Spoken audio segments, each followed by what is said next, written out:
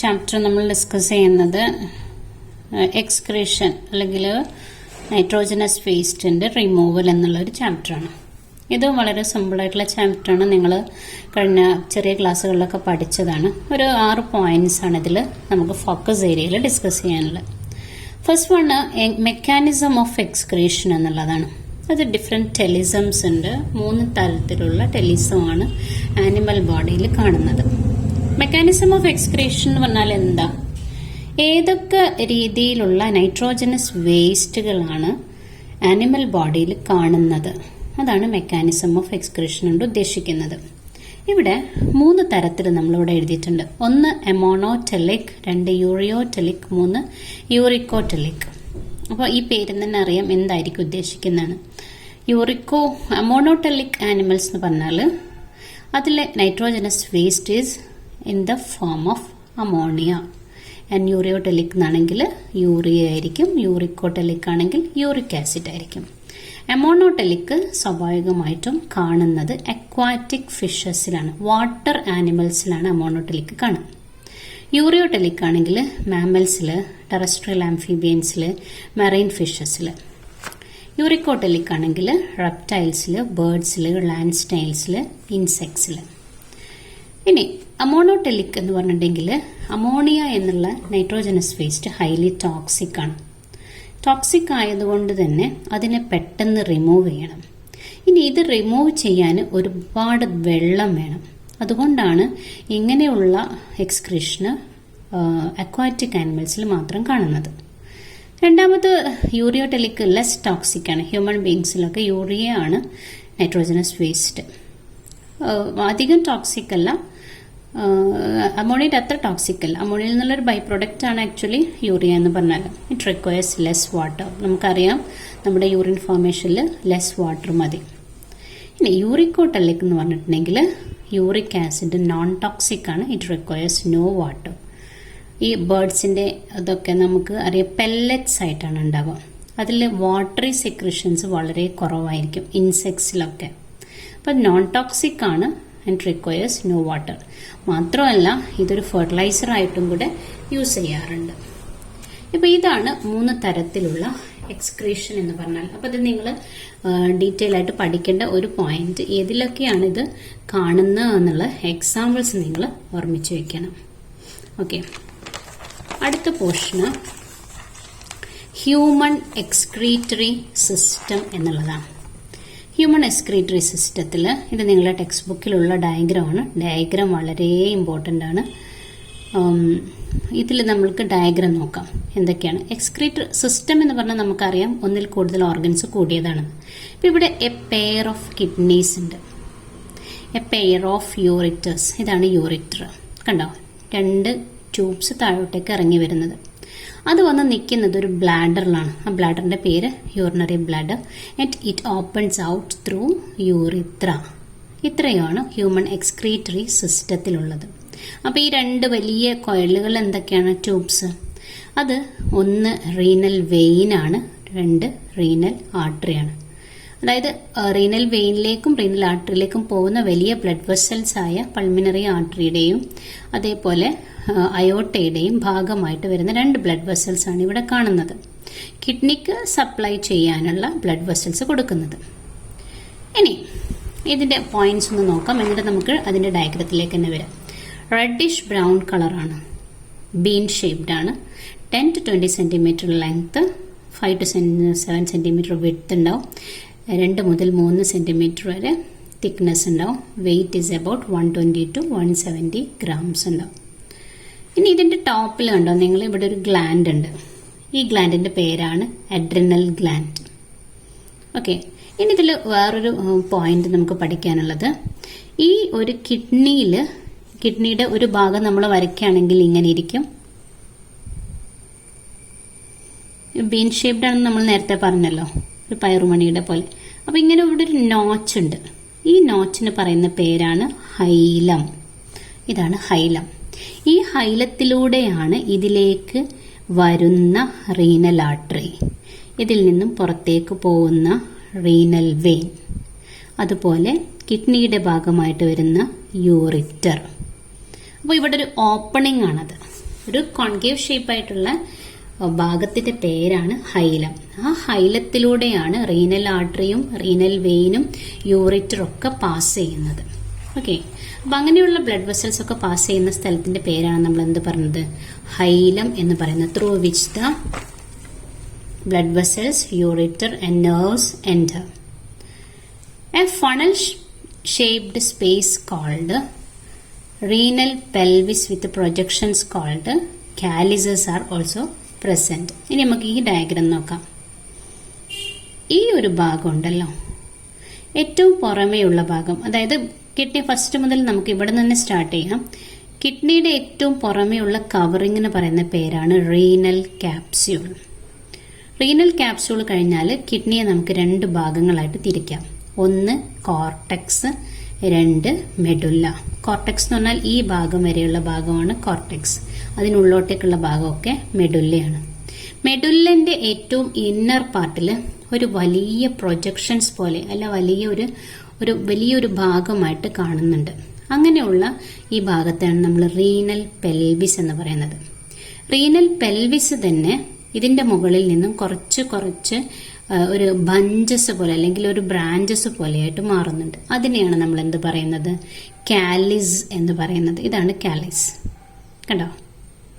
This portion is known as calyx. ഈ കാലിക്സസിന്റെ ഇടയിൽ കാണുന്ന ചെറിയ ഭാഗങ്ങൾ ഉണ്ടാവുമല്ലോ, സ്പേസസ്.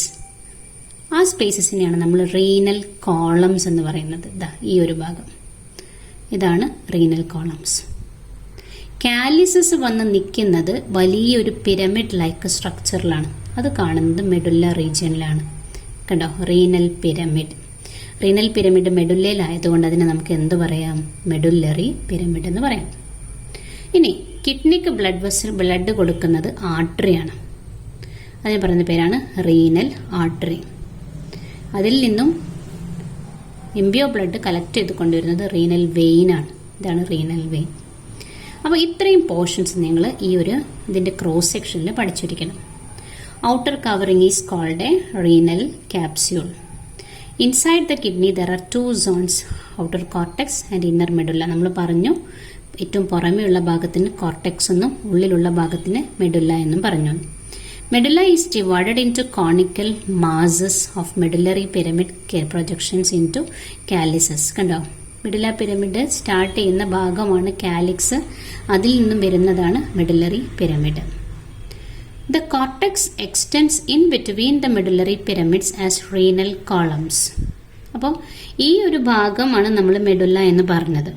പക്ഷെ കോർട്ടെക്സിന്റെ പോർഷനാണ് ഈ മെഡുല്ലന്റെ ഭാഗത്തേക്ക് എക്സ്റ്റെൻഡ് ചെയ്ത് നിൽക്കുന്നത്. നമ്മൾ നേരത്തെ പറഞ്ഞിരുന്നു ഈ പോർഷന്. ഇതിനെന്താ പേര് പറഞ്ഞിരുന്നത്?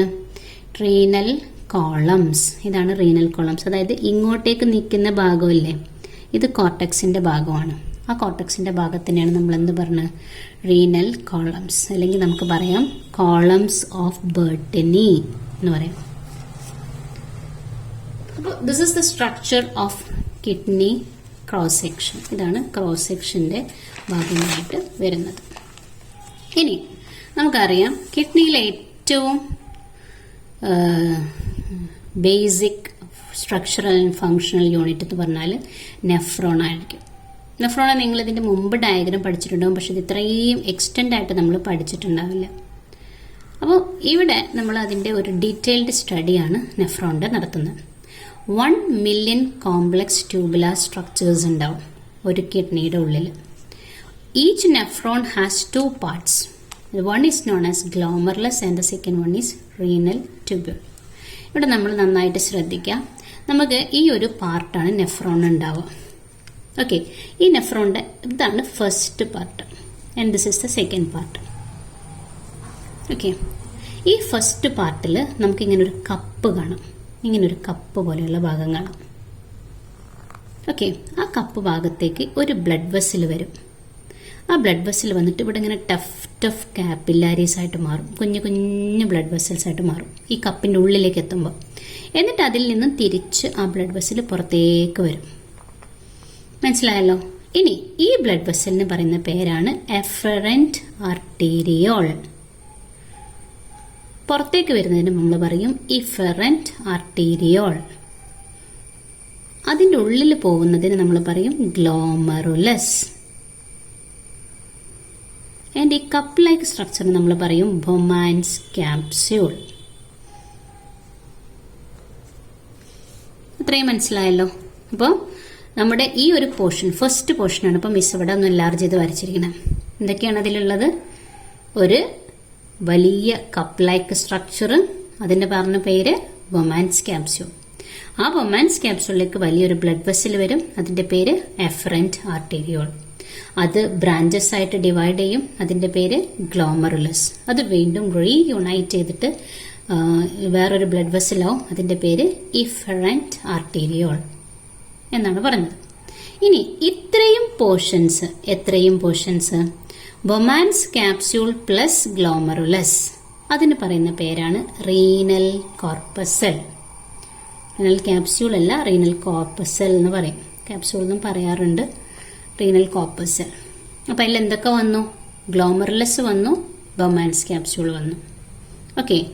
ആൻഡ് ഇറ്റ് എക്സ്റ്റെൻഡ്സ്, ഈ ബൊമാൻസ് ക്യാപ്സ്യൂൾ പിന്നെ എക്സ്റ്റെൻഡ് ചെയ്യുന്നത് രണ്ടാമത്തെ ഭാഗമായിട്ടാണ്. ആ രണ്ടാമത്തെ ഭാഗത്തിന് നമ്മൾ പറയുന്ന പേരാണ് renal tubule. This all portion is known as renal tubule.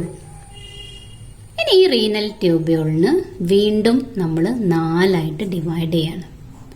The first portion is known as proximal convoluted tubule, അല്ലെങ്കിൽ നമുക്കതിനെ പറയാം PCT എന്ന് പറയാം. രണ്ടാമത്തെ ഭാഗം ഹെൻലീസ് ലൂപ്പ്. മൂന്നാമത്തെ ഭാഗം ഡിസ്റ്റൽ കൺവല്യൂട്ടഡ് ട്യൂബ്യൂൾ.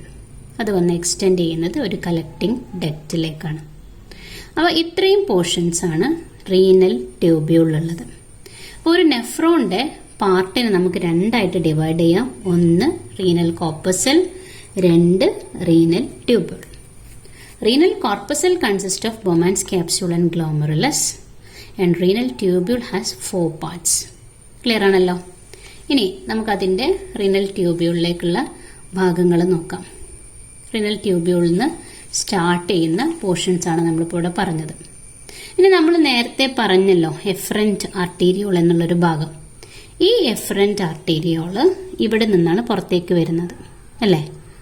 ഇവിടെ നിന്ന് പുറത്തേക്ക് വന്നിട്ട് ഇതിൻ്റെ മുകളിൽ ഒരു ബ്ലഡ് വെസലായിട്ട് ഒരു നെറ്റ്വർക്ക് പോലെ ഇങ്ങനെ ഫോം ചെയ്യും. കണ്ടോ? ഇതിൻ്റെ എല്ലാ ഭാഗങ്ങളും ഇത് കവർ ചെയ്യും, ഇങ്ങനെ കവർ ചെയ്യും. ആ കവർ ചെയ്തതിന് ശേഷം അത് ഒരൊറ്റ ബ്ലഡ് വെസലായിട്ട് പുറത്തേക്ക് പോകും. ഈ പുറത്തേക്ക് പോകുന്നതിനെയാണ് നമ്മൾ എന്ത് പറയുന്നത്? റീനൽ വെയിൻ എന്ന് പറയുന്നത്. അപ്പം നിങ്ങൾക്ക് കാര്യങ്ങൾ മനസ്സിലായോ? അതായത് ഗ്ലോമറുലസിലേക്ക് എത്തുന്നത് എഫറന്റ് ആർട്ടീരിയോളാണ്. അപ്പം എഫറന്റ് ആർട്ടീരിയോളിൽ നിറയെ ഇംപ്യൂർ ബ്ലഡ് ആണുള്ളത്. പ്യൂർ ബ്ലഡ് ആണുള്ളത്. ആ പ്യൂർ ബ്ലഡാണ് ഇതിലൂടെ ഇങ്ങനെ പോകുന്നത്. ഓക്കെ.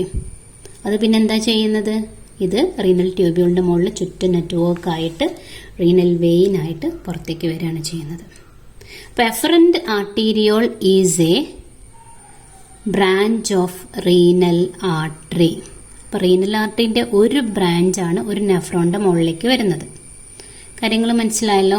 എഫറന്റ് ആർട്ടീരിയോളിൽ നിന്ന് വരുന്ന ഈ ഒരു ബ്രാഞ്ച് ഇങ്ങോട്ടേക്ക് പോയിട്ട് ഇവിടെ എക്സ്റ്റെൻഡ് ചെയ്ത് ബാക്കി എല്ലാ ഭാഗത്തേക്കും കൊടുത്തിട്ടാണ് പോകുന്നത്. അതിൻ്റെ ഇടയിൽ ബൊമാൻസ് ക്യാപ്സ്യൂളിൽ വേറൊരു പ്രോസസ്സും നടക്കുന്നുണ്ട്. അപ്പം നമ്മളത് യൂറിൻ ഫോർമേഷൻ പറയുമ്പോൾ കുറച്ചുകൂടി ഡീറ്റെയിൽ ആയിട്ട് നമുക്ക് പഠിക്കാനുണ്ട്. അപ്പോൾ ഈ ഒരു സ്ട്രക്ചർ നിങ്ങൾ മനസ്സിലാക്കി വെക്കാം. അപ്പോൾ ഞാൻ ഒന്നുകൂടെ സമ്മപ്പ് ചെയ്തിട്ട് പറയാം. സ്ട്രക്ചർ ഓഫ് നെഫ്രോണിൽ റീനൽ കോർപ്പസെല്ലും ഉണ്ട്, റീനൽ ട്യൂബ്യൂളും ഉണ്ട്. റീനൽ കോർപ്പസെല്ലിൽ ബൊമാൻസ് ക്യാപ്സ്യൂളും ഗ്ലോമറുലസും, റീനൽ ട്യൂബ്യൂളിൽ PCT, Henle's loop, DCT, collecting duct. ഇത് ഹെൻലീസ് ലൂപ്പ് പറയുന്ന സമയത്ത് ഒരു കാര്യം പറയാനുണ്ട്. ഇവിടുത്തെ ഏറ്റവും പ്രധാനപ്പെട്ട ഭാഗം കാൽഭാഗം കുറച്ച് തിക്കണ്ട ഭാഗവും 3/4 പോർഷനും തിന്നുമായിരിക്കും. ഈ ഒരു ലിംബിനെ നമ്മൾ ഡിസെൻഡിങ് ലിംബ്, താഴോട്ടേക്ക് വരുന്നത് എന്ന് പറയാം. ഇനി മേലോട്ടേക്ക് കയറി പോകുന്നത് അസെൻഡിങ് ലിംബായിരിക്കും. പക്ഷെ അതിൻ്റെ 1/4 തിന്നും 3/4 തിക്കും ആയിരിക്കും. അതാണ് അതിൻ്റെ ഒരു പ്രത്യേകത എന്ന് പറയുന്നത്. ഇനി 2 തരം നെഫ്രോൺസ് നമ്മളെ ബോഡിയിൽ കാണുന്നുണ്ട്. ഒന്നാമത്തതിൻ്റെ പേരാണ് കോർട്ടിക്കൽ നെഫ്രോൺസ്, രണ്ടാമത്തതിൻ്റെ പേരാണ് ജെക്സ്റ്റാ മെഡുല്ലറി നെഫ്രോൺസ്. ഇവിടെ 2 നെഫ്രോൺ ഞാൻ കാണിച്ചിട്ടുണ്ട്. ഒന്നാമത്തെ നെഫ്രോണിൻ്റെ പേര് അങ്ങനെ വരാനുള്ള റീസണ് നമ്മളിവിടെ 2 പോർഷനായിട്ട് കാണിക്കുന്നുണ്ട്. ഇത് കോർട്ടെക്സ് ആണ്, ഇത് മെഡുല്ലയാണ്. ഓക്കെ, ഇത് കോർട്ടെക്സ്, ഇത് മെഡുല്ല. കോർട്ടെക്സിൽ ബൊമാൻസ് ക്യാപ്സ്യൂൾ സ്റ്റാർട്ട് ചെയ്ത് PCT ഹെൻലീസ് ലൂപ്പ് കുറച്ച് പോർഷന് മെഡുല്ലയിലേക്ക് എക്സ്റ്റെൻഡ് ചെയ്ത് നിൽക്കുന്നുണ്ട്. ബാക്കി എല്ലാ ഭാഗവും കോർട്ടെക്സ് തന്നെയാണ് കാണുന്നത്. അങ്ങനെയാണെങ്കിൽ അതിനെ പറയുന്ന പേരാണെന്ത്? Cortical nephrons. ഇനി ചില നെഫ്രോൺസ് എന്ത് ചെയ്യും? അതിൻ്റെ ഈ ഒരു പോർഷൻ മാത്രമേ എവിടെ ഉണ്ടാവുള്ളൂ? ബൊമാൻസ് ക്യാപ്സ്യൂളിൻ്റെ ഭാഗം മാത്രമേ എവിടെ ഉണ്ടാവുള്ളൂ? കോർട്ടെക്സിൽ ഉണ്ടാവുള്ളൂ. ബാക്കി എല്ലാ പോർഷൻസും PCT, ഹെൻലീസ് ലൂപ്പ്, DCT എല്ലാ പോർഷൻസും മെഡുല്ലയിലേക്ക് എക്സ്റ്റെൻഡ് ചെയ്യുന്നുണ്ടെങ്കിൽ അതിന് പറയുന്ന പേരാണെന്ത്? ജെക്സ്റ്റാ മെഡുല്ലറി നെഫ്രോൺസ്. അപ്പോൾ കോർട്ടിക്കൽ നെഫ്രോൺസും ഉണ്ട്, ജെക്സ്റ്റാ മെഡുല്ലറി നെഫ്രോൺസും ഉണ്ട്. അപ്പോൾ ഈ 2 തരം നെഫ്രോൺസ് ആണ് ഇവിടെ കാണുന്നത്. അപ്പോൾ ഞാനിവിടെ നോട്ട് എഴുതിയത് മാൽപീജിയൻ കോർപ്പസൽ, നമ്മൾ നേരത്തെ റീനൽ കോർപ്പസൽ എന്ന് പറഞ്ഞില്ലേ, അതിൻ്റെ വേറൊരു പേരാണ് Malpighian corpuscle. PCT, DCT is seen in cortex, but Henle's loop dip into the medulla. ഇവിടെ നമുക്ക് ഡയഗ്രം കണ്ടാൽ മനസ്സിലാവും. ഹെൻലീസ് ലൂപ്പ് മാത്രം മെഡുല്ലയിലേക്ക്, ബാക്കി എല്ലാ പോർഷൻസും കോർട്ടെക്സിൽ. നേരെ മറിച്ച് ജെക്സ്റ്റാ മെഡുല്ലറി നെഫ്രോൺസിൻ്റെ ബൊമാൻസ് ക്യാപ്സ്യൂൾ മാത്രമേ അവിടെ ഉണ്ടാവുള്ളൂ. ബാക്കി എല്ലാ പോർഷൻസും എവിടെ ഉണ്ടാവുക? ഇവിടെ, അതായത് മെഡുല്ലയിലാണ് ഉണ്ടാവുക. അടുത്ത പോർഷന് ഇത് നിങ്ങൾക്ക് മനസ്സിലാവാൻ വേണ്ടി മാത്രമാണ് വാസ റെക്റ്റ ആൻഡ് ഹെൻലീസ് ലൂപ്പ്. നമ്മൾ നേരത്തെ പറഞ്ഞു ഇവിടെ 2 കളറിൽ കാണിക്കുന്നുണ്ട്. ഒന്ന്, ഇത് റീനൽ ട്യൂബ്യൂളിന്റെ ഭാഗമായിട്ട് വരുന്ന സ്ട്രക്ചേഴ്സ് ആണ് ബ്ലൂ കളറിൽ കാണിച്ചിരിക്കുന്നത്, നെഫ്രോൺ അല്ലേ. അപ്പോൾ ഇവിടെ ഒരു ബൊമാൻസ് ക്യാപ്സ്യൂൾ ഉണ്ട്. ബൊമാൻസ് ക്യാപ്സ്യൂൾ PCT ആവും, പിന്നെ അത് ഹെൻലീസ് ലൂപ്പായിട്ട് അത് നേരെ വന്ന് DCT ആയിട്ട് കലക്ടിംഗ് ഡക്റ്റിലേക്ക് എത്തുകയാണ് ചെയ്യുക, ആണല്ലോ. അതേപോലെ നമ്മൾ നേരത്തെ പറഞ്ഞ ഭാഗം ഏതായിരുന്നു? അഫറന്റ് ആർട്ടീരിയോൾ വന്ന് ഗ്ലോമറുലസ് ആയി ഇഫറന്റ് ആർട്ടീരിയോളായി ഇവിടെ ഒന്നായിട്ടൊരു നെറ്റ്വർക്ക് പോലെ ഫോം ചെയ്യും അല്ലേ. ഇതിന് പറയുന്ന പേരെന്താണെന്നറിയോ? ഈ നെറ്റ്വർക്കിന് പെരി ട്യൂബുലാർ കാപ്പില്ലാരിസ്. ഓക്കെ, ഈ പെരി ട്യൂബുലാർ കാപ്പില്ലാരിസിൽ ഒരു പ്രത്യേകതയുണ്ട്. എന്താ പ്രത്യേകത എന്ന് വെച്ചാൽ, ഇതിൽ നിന്നും നെറ്റ്വർക്കായിട്ട് പോകുന്ന സമയത്ത് ഒരു ഭാഗത്തുള്ള ഹെൻലീസ് ലൂപ്പിന്റെ ഭാഗത്തുള്ള ഭാഗം മാത്രം ഹെൻലീസ് ലൂപ്പിന് പാരലായിട്ട് ഇങ്ങനെ റൺ ചെയ്യും. കണ്ടോ? അപ്പോൾ ഹെൻലീസ് ലൂപ്പ് ഇവിടെ ഉണ്ടെങ്കിൽ അതിന്റെ തൊട്ടടുത്ത് തന്നെ ആരും ഉണ്ടാവും? ഈ ഒരു ഭാഗം പെരി ട്യൂബുലാർ കാപ്പില്ലാരിസ് ഉണ്ടാവും. ആ പെരി ട്യൂബുലാർ കാപ്പില്ലാരിന്റെ ആ തിന്നായിട്ടുള്ള ആ ഒരു ഭാഗത്തിന് നമ്മൾ പറയുന്ന പേരാണ് വാസ റെക്റ്റ. ഓക്കെ, അപ്പോൾ ഇങ്ങനെയായിരിക്കും ഹെൻലീസ് ലൂപ്പും വാസ റെക്റ്റയും കൂടെ തമ്മിൽ നിൽക്കുന്ന പൊസിഷൻ. എങ്ങനെയായിരിക്കും? ഇതാണ് ഹെൻലീസ് ലൂപ്പ്, ബ്ലൂ കളറിലുള്ള. ഇവിടെ നമ്മൾ നേരത്തെ കണ്ടല്ലോ. ഈ ഹെൻലീസ് ലൂപ്പിന്റെ ഇത് ഡിസെൻഡിങ് ലിംബ്, താഴോട്ടേക്ക് വരുന്നത്, പിന്നെ അത് പോയിട്ട് അസെൻഡിങ് ആയിട്ട് മാറും. സോ ദിസ് ഈസ് ഡിസെൻഡിങ് ലിംബാണ്, മറ്റേത് അസെൻഡിങ് ലിംബാണ്. ക്ലിയർ ആയല്ലോ? അതേപോലെ ഇവിടുന്ന് വരുന്ന ഈ ഒരു പെരി ട്യൂബുലർ കാപ്പില്ലാരിസിന്റെ ഭാഗമായിട്ട് വരുന്ന ഒരു ഫൈൻ കാപ്പില്ലാരിന്റെ പേര് നമ്മൾ എന്താ പറഞ്ഞത്? വാസ റെക്റ്റ. പക്ഷെ വാസ റെക്റ്റന്റെ പ്രത്യേകത, വാസ റെക്റ്റന്റെ ഡിസെൻഡിങ് ലിംബ് ഇതും അസെൻഡിങ് ലിംബ് ഇതും ആയിരിക്കും. കാരണം ഇവിടെ നിന്നാണല്ലോ ഇത് എമേർജ് ചെയ്യുന്നത്, ഗ്ലോമറുലസ് നിന്ന് പുറത്തേക്ക് വരുന്നത്. അതിങ്ങനെ വന്നിട്ട് ഇതിലൂടെ വന്ന് ഹെൻലീസ് ലൂപ്പിനെ കവർ ചെയ്തുകൊണ്ട് പുറത്തേക്ക് പോവുകയാണ് ചെയ്യുന്നത്. അപ്പോൾ അതിൻ്റെ സ്റ്റാർട്ടിങ് ഇവിടെയാണ്, ഇതാണ് അതിൻ്റെ ഡിസെൻഡിങ് ലിംബ്. ഇതിങ്ങോട്ടേക്ക് കയറി പോവുകയാണ് ചെയ്യുക, ഗ്രീൻ കളറുണ്ട്. നേരെ മറിച്ച് ബ്ലൂ കളറിൽ കാണുന്ന ഹെൻലീസ് ലൂപ്പിൻ്റെ ഡിസെൻഡിങ് ലിംബ് ഇതും അസെൻഡിങ് ലിംബ് ഇതുമായിരിക്കും. അതാണ് ഇവിടെ കാണിച്ചിരിക്കുന്നത്. അപ്പോൾ ഹെൻലീസ് ലൂപ്പിൽ ബ്ലഡ് ഫ്ലോ ചെയ്യുന്നത് താഴോട്ടാണെങ്കിൽ തൊട്ടടുത്ത് കാണുന്ന വാസ റെക്റ്റയിൽ മുകളിലൊക്കെ ആയിരിക്കും. അപ്പോൾ രണ്ടും കൗണ്ടറാണ്, അതായത് ഓപ്പോസിറ്റ് ഡയറക്ഷനിലുള്ള മൂവ്മെൻറ്റ്.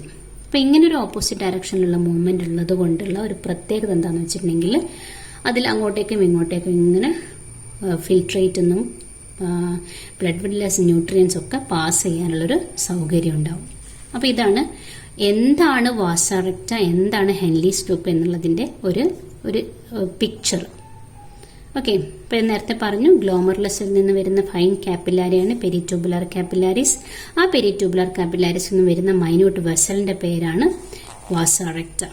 വാസ റെക്റ്റയിലും ഹെൻലി സ്ലൂപ്പിലും ഫിൽട്രേറ്റും ബ്ലഡും മൂവ് ചെയ്യുന്നത് രണ്ടും രണ്ട് ഡയറക്ഷനിലായിരിക്കും. ഓക്കെ, അത്രയാണ് അതിൽ പഠിക്കാനുള്ളത്. ഇനി യൂറിൻ ഫോർമേഷൻ. യൂറിൻ ഫോർമേഷനിൽ 3 സ്റ്റെപ്പുകളാണുള്ളത്. ഒന്നാമത്തെ സ്റ്റെപ്പിന്റെ പേര് ഗ്ലോമറുലാർ ഫിൽട്രേഷൻ.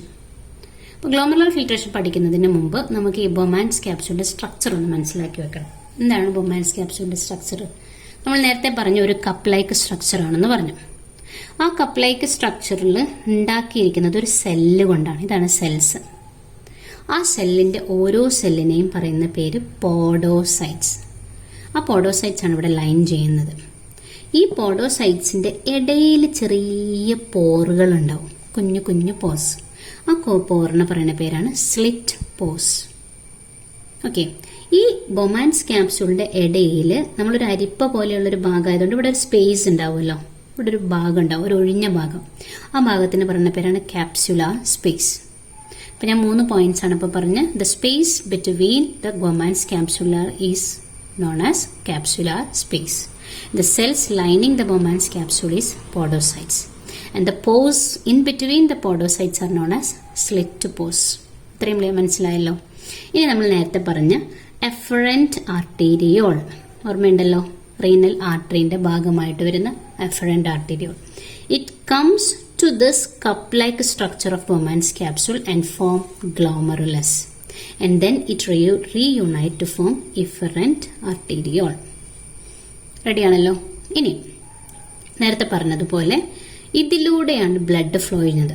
നമുക്കറിയാം കിഡ്നിയുടെ ഫംഗ്ഷൻ അല്ലെങ്കിൽ നെഫ്രോണിന്റെ ഫംഗ്ഷൻ എന്ന് പറഞ്ഞാൽ അരിക്കലാണ്, ഫിൽട്രേഷനാണ് അല്ലെ. നമ്മളിപ്പോൾ ഒരു ചായ അരിക്കുമ്പോൾ അതിന്റെ ചായയുടെ തരികളൊക്കെ മേലെ ഇങ്ങനെ ഫിൽട്ടർ ചെയ്ത് വരുന്നത് പോലെ. അപ്പൊ ഇവിടെ നമ്മൾ ഫിൽട്ടർ ചെയ്യുന്ന സമയത്ത് എഫറന്റ് ആർട്ടീരിയോളിലുള്ള ബ്ലഡാണ് ഇതിലൂടെ ഫ്ലോ ചെയ്യുന്നത്. ഓക്കെ, ഈ ബ്ലഡിൽ ഏറ്റവും കൂടുതൽ ഉണ്ടാവുക നല്ല പാർട്ടിക്കിൾസ് ആയിരിക്കും, കാരണം റീനൽ ആർട്ടറിയിൽ നിന്ന് വരുന്ന ബ്ലഡാണ്.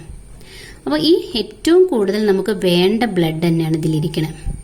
അപ്പം അതിങ്ങനെ പാസ് ചെയ്യുമ്പോൾ ഇതിലൂടെ പാസ് ചെയ്ത് പിന്നെ ഇവിടേക്ക് എത്താണ്.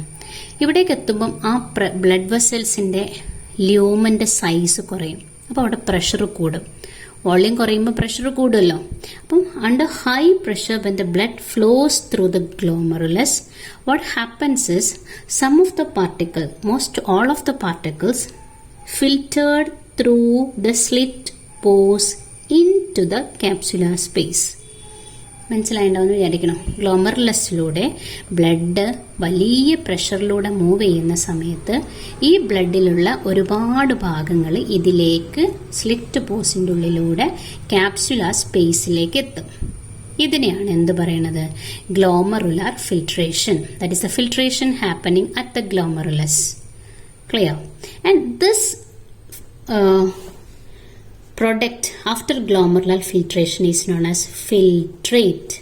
എന്ന് പറയുന്ന പേരാണ് ഫിൽട്രേറ്റ്. അപ്പോൾ ഫിൽട്രേറ്റ് ആണ് ഇപ്പോൾ നമുക്ക് കിട്ടിയിരിക്കുന്നത്. ക്ലിയർ ആയല്ലോ. ഇനി ഫിൽട്രേറ്റ് കിട്ടുന്നതിന് മുമ്പ് നമ്മൾ നേരത്തെ പറഞ്ഞ ഈ ഒരു പോർഷൻ ഉണ്ടല്ലോ, അതായത് ഗ്ലോമറുലസ് ആൻഡ് പോഡോസൈറ്റ്സ് എന്ന് പറയുന്ന ബൊമാൻസ് ക്യാപ്സ്യൂളിന്റെ സ്ട്രക്ചർ. അപ്പോൾ ഈ ബ്ലഡിന് മൂവ് ചെയ്യേണ്ടത്, ഇതിലൂടെയുള്ള ബ്ലഡിന് മൂവ് ചെയ്യേണ്ടത് 3 ലൈൻസിനെ ക്രോസ് ചെയ്തുകൊണ്ടാണ്. ഏതാണ് 3 ലൈൻസ്? ഒന്നാമത്തെ ലൈന് കാപ്പില്ലാരി. എന്താണ് കാപ്പില്ലാരി? ഗ്ലോമറുലസ് ആണ് കാപ്പില്ലാരി. അപ്പോൾ ആ കാപ്പില്ലാരിന്റെ ഒരു എൻഡോത്തീലിയം ലെയർ ഉണ്ട്. അതാണ് ഇവിടെ ബ്ലാക്ക് കളറിൽ കാണിച്ചിരിക്കുന്നത്.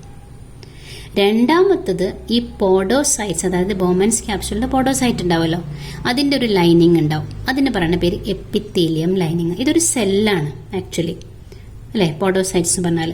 അപ്പോൾ ആ സെല്ലിന്റെ പുറമേയുള്ള ലൈനിങ് ആണ് എപ്പിത്തീലിയം ലൈനിങ്. അപ്പോൾ എപ്പിത്തീലിയം ലൈനിങ്ങിനെ ക്രോസ് ചെയ്യണം. അപ്പോൾ അതിന്റെ നടുവിൽ വേറൊരാളെ കാണുന്നുണ്ടല്ലോ, അതെന്താ? എപ്പിത്തീലിയം എപ്പോഴും അതിന്റെ പുറമെ ഒരു ബേസ്മെന്റ് ലെയർ ഉണ്ടാവും. എപ്പിത്തീലിയം ഒരിക്കലും ഒറ്റക്ക് സ്റ്റാർട്ട് ചെയ്യൂല. അതിന്റെ മേലെ അതിന്റെ ഏറ്റവും ബേസിക് ആയിട്ട് ഒരു ഫൗണ്ടേഷൻ ഉണ്ടാവും. അതാണ് ബേസ്മെന്റ് മെംബ്രെയിൻ എന്ന് പറയുന്നത്. അപ്പൊ ഈ 3 ലൈൻസിനെയും ക്രോസ് ചെയ്തിട്ട് വേണം ഫിൽട്രേറ്റിന് അല്ലെങ്കിൽ ബ്ലഡിന് ഫ്ലോ ചെയ്ത് സ്ലിറ്റ് പോസിലൂടെ ക്യാപ്സുലാർ സ്പേസിലേക്ക് എത്താൻ. ഓക്കെ, അപ്പം it has to cross 3 layers. capillary endothelium, basement membrane and Bowman's epithelium. ഈ 3 ലെയറിനെയും ക്രോസ് ചെയ്തിട്ട് വേണം എവിടേക്ക് എത്താൻ, ക്യാപ്സുലാർ സ്പേസിലേക്ക് എത്താൻ. അങ്ങനെ കിട്ടുന്ന ആ ഫ്ലൂയിഡിന്റെ പേരാണ് എന്ത്? ഫിൽട്രേറ്റ്. ക്ലിയർ ആയല്ലോ? ഇനി അടുത്തത്, blood is filtrate. Almost all the constituents of plasma except the protein pass into the lumen of Bowman's capsule through the slit pores.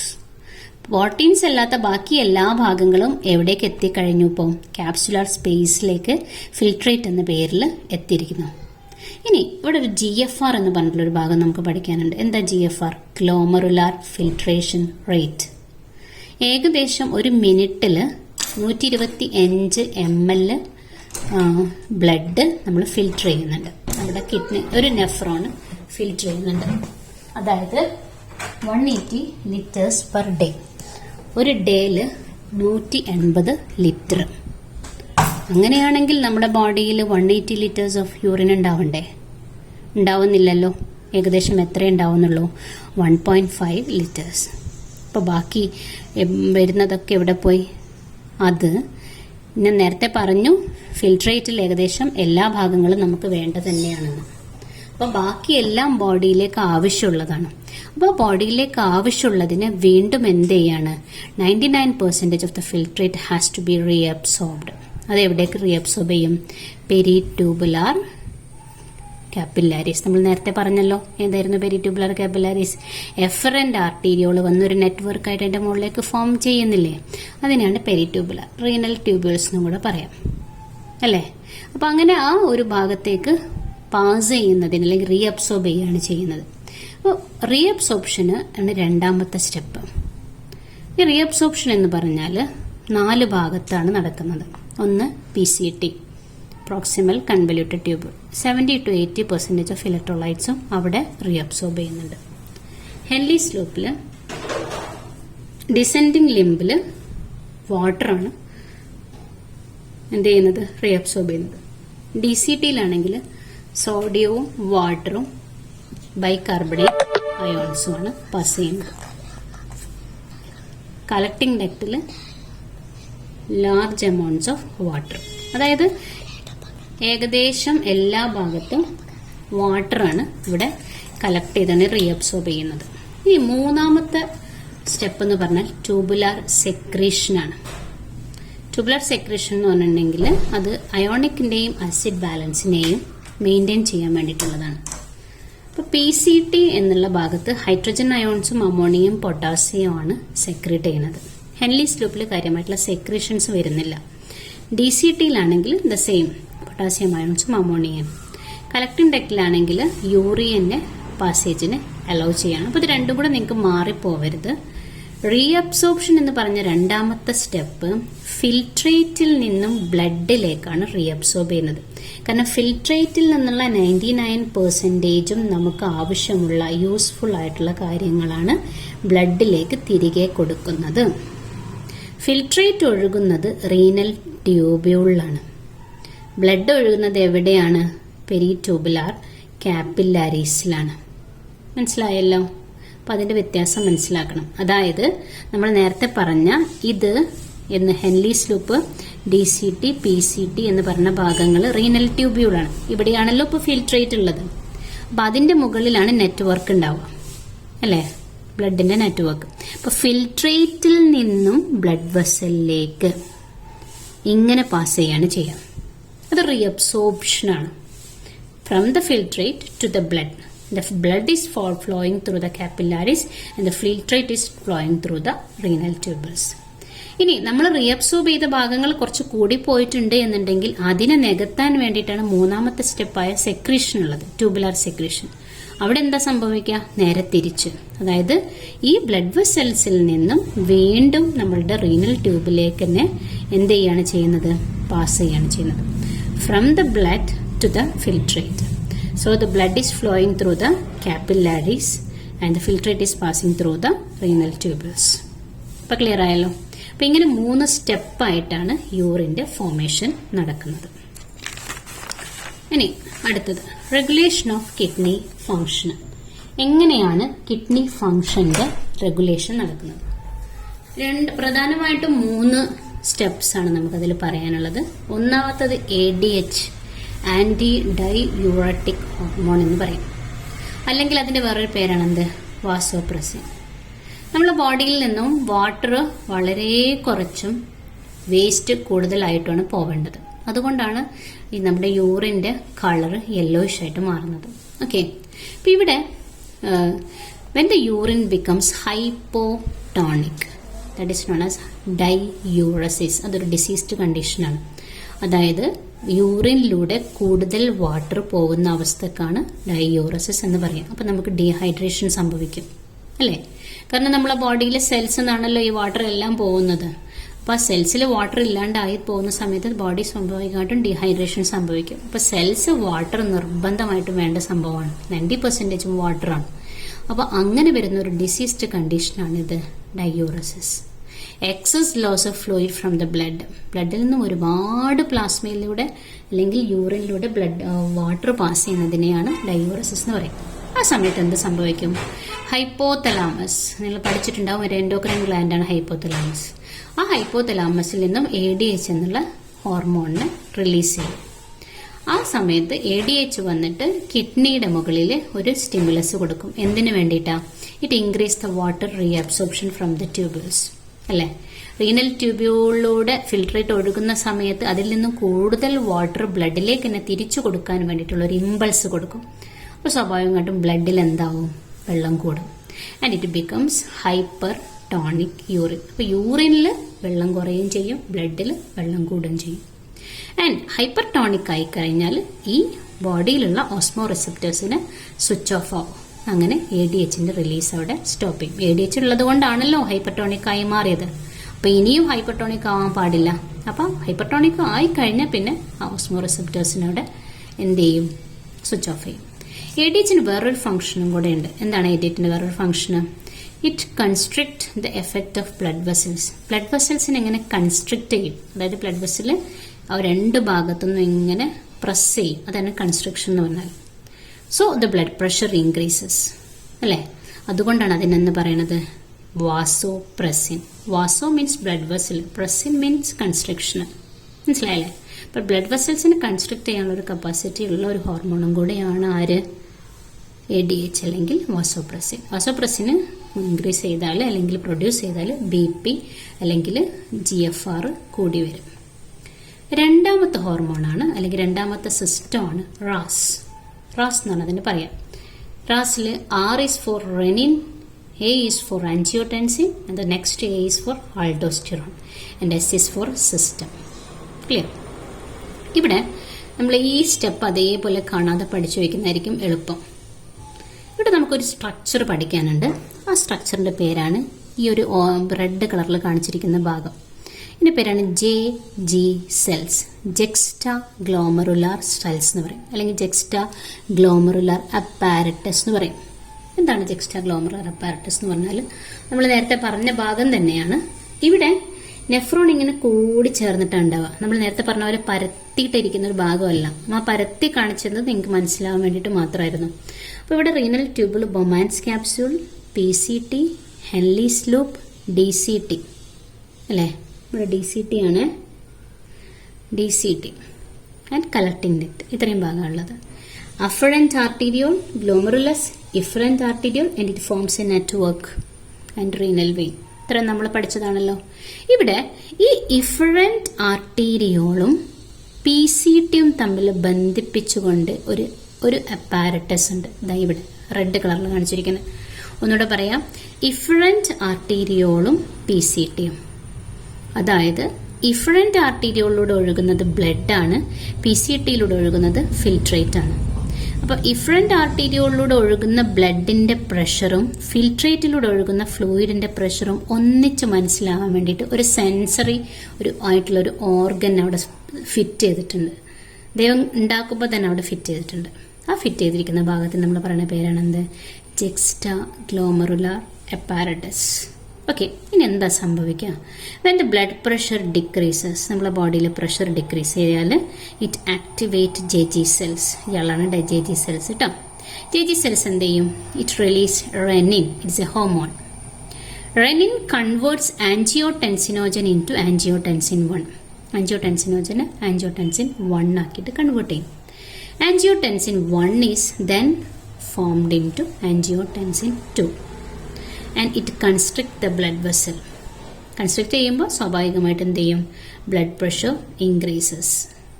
അപ്പോൾ ഇത്രയും പ്രോസസ്സാണ് ബ്ലഡ് പ്രഷർ കുറഞ്ഞാൽ ബ്ലഡ് പ്രഷർ കൂടാൻ വേണ്ടി നടക്കുന്നത്. അപ്പോൾ അതിൻ്റെ ഇടയിൽ 2 ഹോർമോൺസ് സിന്തസൈസ് ചെയ്തു. ഏതൊക്കെയായിരുന്നു? റെനിനും ആൻജിയോടെൻസിനും. ഇപ്പോൾ 2 ആയല്ലോ, RA ആയി. ബ്ലഡ് പ്രഷർ ഇൻക്രീസ് ചെയ്താൽ ഇറ്റ് ആക്ടിവേറ്റ് അൽഡോസ്റ്റിറോൺ. അൽഡോസ്റ്റിറോൺ എന്ന് പറഞ്ഞാൽ അഡ്രിനൽ കോർട്ടെക്സിൽ നിന്ന് വരുന്നൊരു ഹോർമോണാണ്. അതിനെ ആക്ടിവേറ്റ് ചെയ്യും. അത് ആക്ടിവേറ്റ് ചെയ്താൽ സോഡിയത്തിൻ്റെയും വാട്ടറിൻ്റെയും ഇൻക്രീസിനെ അല്ലെങ്കിൽ അതിൻ്റെ റീഅബ്സോർപ്ഷനെ ഇൻക്രീസ് ചെയ്യിപ്പിക്കും. അത് ചെയ്യുന്നത് ഫിൽട്രേറ്റ് എന്നാണ് നമ്മൾ നേരത്തെ പറഞ്ഞ DCTയിൽ നിന്ന്. So the blood pressure again increases. അപ്പോൾ ഒരു പരിധി വരെ ഇൻക്രീസ് ചെയ്യാൻ ആരെ കൊണ്ട് പറ്റും? ആൻജിയോടെൻസിൻ 1 കൊണ്ട്. വീണ്ടും ഇൻക്രീസ് ചെയ്യപ്പെടുന്നെങ്കിലാണ് ആര് വരുന്നത്? അൽഡോസ്റ്റിറോൺ. അപ്പോൾ റെനിനും ആൻജിയോടെൻസിനും ആൽഡോസ്റ്റിറോണും കൂടെ കൂടിയിട്ടാണ് റാസ് എന്നുള്ളൊരു സിസ്റ്റത്തിനെ വർക്ക് ചെയ്യിപ്പിക്കുന്നത്. And the RAS system is seen in JGA apparatus. And where is JGA? It is the connection between efferent arteriole and DCT of the nephron. Clear? അപ്പോൾ ഈ 3 ഹോർമോൺസിൻ്റെയും പേര് പഠിച്ചു വെക്കണം. ഇതിൻ്റെ ഒരു ഫ്ലോ ചാർട്ട് എങ്ങനെയാണ് വരുന്നതെന്നുള്ളത് കാണാതെ എഴുതി പഠിക്കേണ്ട ഒരു ഫ്ലോ ചാർട്ടാണിത്. ഇപ്പോൾ നമ്മളിപ്പോൾ ബ്ലഡ് പ്രഷർ കൂടാൻ വേണ്ടിയിട്ടാണ് റാസ് എന്നുള്ള ഒരു സിസ്റ്റം ഉണ്ടായിരുന്നത്. 3-മത്തത് ആട്രിയൽ നാട്രി യൂററ്റിക് ഫാക്ടർ. ഇതാണ് 3rd വൺ, ANF. ഇത് അത്ര ഇമ്പോർട്ടൻ്റ് അല്ല, പക്ഷെ എന്നാലും ചോദിക്കാറുണ്ട് ചില സമയത്ത്. ഇപ്പോൾ BP ഇൻക്രീസ് ചെയ്യിപ്പിച്ചതല്ലേ നമ്മൾ, അല്ലേ? അപ്പോൾ BP ഇങ്ങനെ എപ്പോഴും ഇൻക്രീസ് ചെയ്തുകൊണ്ടിരിക്കാൻ പാടില്ല, അതിനെ കുറച്ച് കൊണ്ടുവരണം. അപ്പോൾ ഇവിടെ നമ്മൾ ഹാർട്ടിനെയും കൂടെ ഇൻവോൾവ് ചെയ്യിപ്പിക്കുകയാണ്. ഹാർട്ടിൽ നിന്നും സെക്രറ്റ് ചെയ്യുന്ന ഹോർമോണാണ് ഇത് ശരിക്കും ANF. നേരത്തെ പറഞ്ഞതൊക്കെ ഹൈപ്പോതലാമസ് നിന്നും കിഡ്നിയിൽ നിന്നും വന്നതായിരുന്നു. ഇപ്പോൾ വരുന്നത് എവിടുന്ന? ഹാർട്ട്. BP ഇൻക്രീസ് ചെയ്യുമ്പോൾ ഇറ്റ് റിലീസ് ANF. ANFിൻ്റെ ഫോം നമ്മൾ ഫുൾ ഫോം അവളോട് പറഞ്ഞു. It causes vaso dilation. നേരത്തെ പറഞ്ഞത് വാസോ കൺസ്ട്രിക്ഷൻ ആയിരുന്നു കേട്ടോ. ഇവിടെ ഇറ്റ് കോസസ് വാസോ ഡൈലേഷൻ. ആ സമയത്ത് അത് എന്ത് ചെയ്യും? ബ്ലഡ് പ്രഷർ ഡിക്രീസ് ചെയ്യും. ക്ലിയർ? അപ്പോൾ ഇതിന് BP കുറയ്ക്കാൻ വേണ്ടിയിട്ട് ANFും BP കൂട്ടാൻ വേണ്ടിയിട്ട് റാസുമാണ് വർക്ക് ചെയ്തത്. ഓക്കെ, ADHും BP കൂട്ടാൻ വേണ്ടിയിട്ട് തന്നെയായിരുന്നു. ADHന്റെ വേറൊരു ഫംഗ്ഷൻ ഡയൂറസിസ് ഒഴിവാക്കുക എന്നുള്ളത്. അപ്പോൾ ആ 3 റെഗുലേഷനും നന്നായിട്ട് ഓർമ്മിച്ച് വെക്കണം. 1 ADH ആണ്, 2 റാസ് ആണ്, 3 ANF ആണ്. Okay, next disorders of excretory system. ഏതൊക്കെയാണ് എക്സ്ക്രീറ്ററി കിഡ്നി ആയിട്ട് അസോസിയേറ്റ് ചെയ്ത് വരുന്ന ഡിസോർഡർ? 1-മത്തത് യൂറീമിയാണ്. Accumulation of urea in blood. Urea ഒരിക്കലും ബ്ലഡിൽ ഉണ്ടാവാൻ പാടില്ല. കാരണം യൂറിയ എന്നുള്ളത് നമ്മുടെ ബോഡിയിലെ നൈട്രോജനസ് വേസ്റ്റ് ആണ്. അത് യൂറിൻ വഴി പുറത്തേക്ക് പോകണം. പക്ഷെ അതിൻ്റെ അക്യുമുലേഷനാണ് എന്ത് പറയണത്? യുറീമിയ എന്ന് പറയുന്നത്. അത് നമുക്ക് നീക്കാനൊരു മാർഗമേ ഉള്ളൂ. അതിൻ്റെ പേരാണ് എന്ത്? Dialysis, haemo dialysis. എന്താണ് ഹീമോ ഡയാലിസിസിൽ ചെയ്യുന്നത്? നമ്മൾ കണ്ടിട്ടുണ്ടാവും, നമ്മൾ പിക്ചറെങ്കിലും കണ്ടിട്ടുണ്ടാവും. ഒരാൾ ബെഡിൽ ഇങ്ങനെ കിടക്കുന്ന സമയത്ത് ഒരു മെഷീനറി അയാളുടെ അടുത്തുണ്ടാവും. ആ മെഷീനിൽ നിന്നും ഒരു ആർട്ടറി അയാളുടെ ബോഡിയിൽ ഒരു കയ്യിലെ ആർട്ടറിയിലേക്ക് ബ്ലഡ് എടുക്കും. ഓക്കെ, ബ്ലഡ് കംപ്ലീറ്റ് ആയിട്ട് ബോഡിയിൽ നിന്നും മാറ്റിയിട്ട് വേറൊരു ബ്ലഡിലേക്ക് അരിച്ചു കൊടുക്കുന്ന ഒരു പരിപാടി. കിഡ്നിയുടെ ഫംഗ്ഷൻ ഒരു മെഷീൻ ചെയ്യുന്നു, അത്ര തന്നെ. മനസ്സിലായോ? അപ്പോൾ ഇയാളുടെ ബോഡിയിൽ ആർട്ടറിയിൽ നിന്നുള്ള ബ്ലഡ് നമ്മൾ ഒരു മെഷീനിലേക്ക് കൊടുക്കുകയാണ് ചെയ്യുക.